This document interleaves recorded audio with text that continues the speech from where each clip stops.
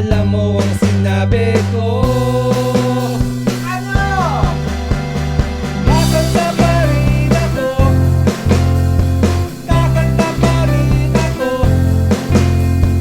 Kahit na wala sa tono. Kakanta pa rin ako.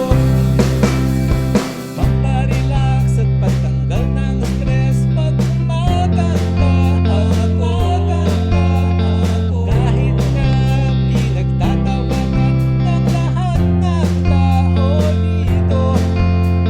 Sana huwag kayong magalit at walang basagan ng trip.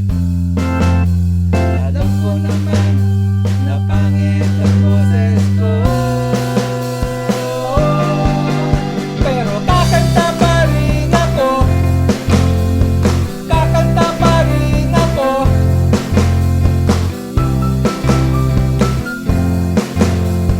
Kakanta pa rin ako.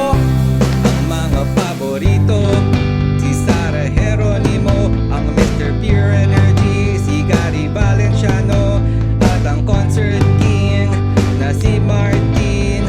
Pangarap kong maging kasing galing magbokalista sa banda tulad ni Eddie Buendia, Chito Miranda, Rico Blanco, Bamboo at Arnel Pineda. Pero sabi nila, mas ko boses ko